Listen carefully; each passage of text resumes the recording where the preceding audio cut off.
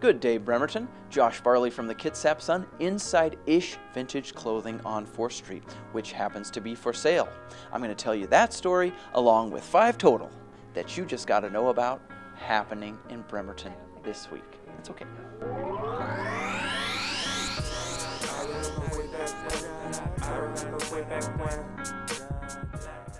Welcome back to this edition of the Bremerton Beat Blast, sponsored by the Admiral Theater. Story number 1 today, we begin on Park Avenue. That's where the Marvin Williams Recreation Center is becoming reality. The more than $7 million community center should be open by January, and there will also be fundraisers held in December. We're so excited about our project, the Marvin Williams Center. It's actually coming into fruition, and we are just excited about what it's going to offer the community and how it will belong to the community. We are excited about how we will be able to teach the community how to eat well. We'll have an industrial kitchen as well as a teaching kitchen. And for our children, we're happy to say that we will be able to provide Coder Dojo program, providing computers for children to come in after school, learn to program, learn to code. It's glass everywhere, so because we wanted it to be inviting for the community to feel like it's their place. So they can look in at any time and be a part of it at any time as well. You know, this is something that it's going to benefit not just West Side, but it's going to benefit Bremerton, especially our kids and our seniors and sent to the whole community. The center is selling brick pavers that you too can purchase if you want to be immortalized on the property that will house the Marvin Williams Center. If you are interested in those, do call the Emmanuel Apostolic Church, which is managing the project. They can be reached at 360-473-3674. Story number 2. For 13 years now, Colette Jones has run Ish Vintage Clothing on 4th Street in downtown Bremerton. Jones, who is a costume designer for the past 22 years, has worked with celebrities like Jennifer Aniston on the set of cult classic movies like Office Space, as well as advertisements featuring Seahawks quarterback Russell Wilson. But she's ready to move on from her very popular store, and now Jones is looking to sell it to just the right buyer. I've got to travel all over the world working on movies, film productions, commercials, photo shoots. Because of my career, I'm gone a lot away from my family, and I do have lots of family obligations as well. And so I feel like I'm not able to give Ish the time that's needed to help it grow and prosper. It's been such a huge success in the community. It's been the color of 4th Street. It's been nothing but positive and wonderful for all of these 13 years. But right now I'm trying to find that perfect person that can come in and take ownership and love the inventory like I do and love my customers and still continue to be part of the revitalization and growth of Bremerton. Story number 3. The Boys and Girls Club has been an option for Bremerton teens since the Teen Center opened at the old East High School site in 2013. But Boys and Girls Club leaders realized that there was an outlying community in Bremerton known as Knollwood, whose residents couldn't pick their kids up after Boys and Girls Club programming was done at the Bremerton Teen Center's campus. So they came to them. We are bringing programs and resources to the young people in this community center because they have a challenge with transportation, not being able to get home from our Boys and Girls Club location. So we brought the Boys and Girls Club program to them. I think that any kind of after-school program is just essential, especially in low-income communities.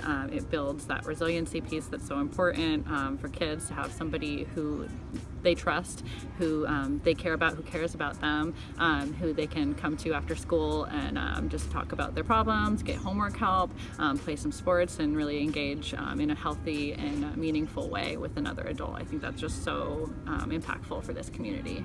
The Knollwood Community's Boys and Girls Club is open on Wednesday and Thursday afternoons. Story number 4, things are improving for pedestrians in Bremerton. Starting this week, the intersection at 6th Street and High Avenue will have what's known as a hawk signal, where pedestrians can push a button and it will stop traffic with a red light for those traversing 6th Street. It's all part of a city plan to make it easier for pedestrians to navigate the streets and roads of the city. We're pretty excited about this. It's a pedestrian hybrid beacon. It's also called a hawk signal. It's new technology. There are only a handful in Washington State. We constructed this with a recent project. It's one of 2 hawk signals that we'll have in the city. It should be operating this week.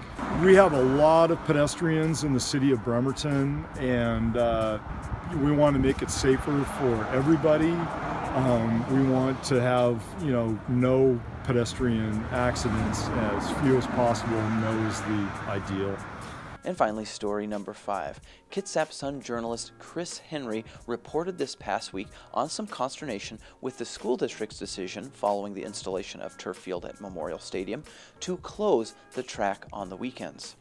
But following that public outcry, Bremerton School District Superintendent Aaron Lavelle changed his mind, and the track is now opened on the weekends.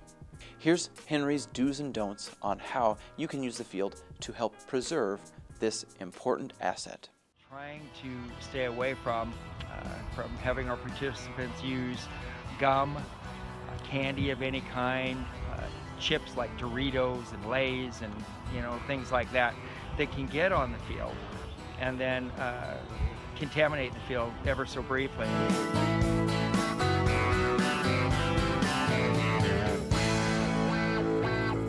And the reason it's a contaminant is that birds and whatnot will then come down on the field, and birds also produce their own waste, and that waste gets on the field.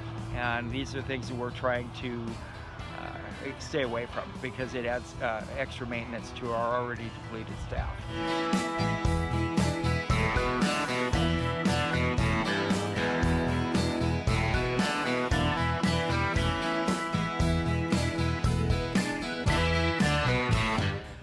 Dogs are not allowed in this facility, even when it was a grass facility.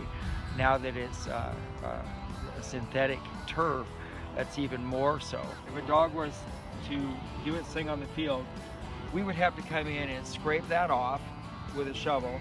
There would still be remnants down in the field. What we would do then is take water, spray directly down into it, and defuse the situation. And then I would put a fungicide directly on the spot. And I would bring in fresh, brand new rubber or cork to put down in that area. That's going to do it for this edition of the Bremerton Beat Blast. Enjoy the rest of your week, everybody. Music for this week's Bremerton Beat Blast is the work of local artist Andre Thomas, aka Young Dre 360. To check out more of his music, go to SoundCloud and check out Dre 360. I remember way back when. I remember way back when. I remember way back when. I remember way back when. I remember way back when. Yeah. I remember way back when. Alright, look. Before the days of widows, we're here in simple rhyming. Life was simple, but a player never simple signing.